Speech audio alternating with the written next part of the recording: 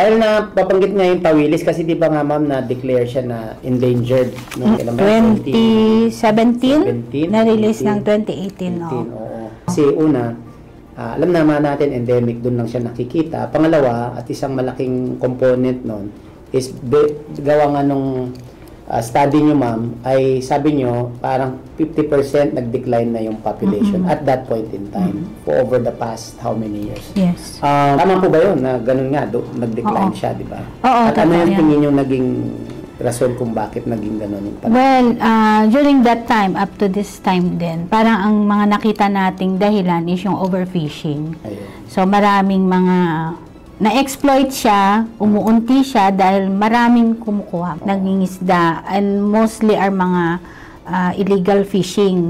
Oo. They are using yung mga fishing gear na hindi dapat ginagamit sa isang municipal waters. So, masyadong marami ang harvest nila. Kaya, umunti yung population na. Natin, di ba, nagkaroon din ng mga invasive species. Yeah, pollution din dahil kasi ang daming mga contributors ng pollution like yung mga waste, agricultural waste, aquaculture waste. So, ang Taal Lake kasi used to be an oligotrophic lake. So, ibig sabihin, hindi siya masyado rich sa nutrients. So, kaya nga yung exchange, yung build-up ng nutrients, imposible.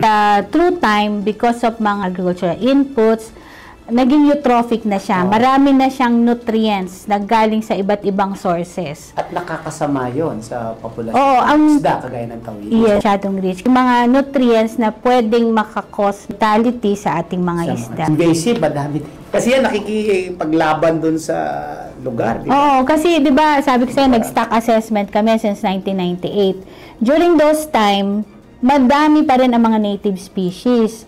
Pero recently, parang napapalitan ni sila ng mga introduced species. Agwar guapote, yung Maida cichlid, yan. Yung Saroterodon melanoteron, yung Gloria o yung Tilapiang arroyo. Imbis na biya, ang nakikita natin dyan, o maliputo, na-replace na nung introduced species, yung mga native species natin.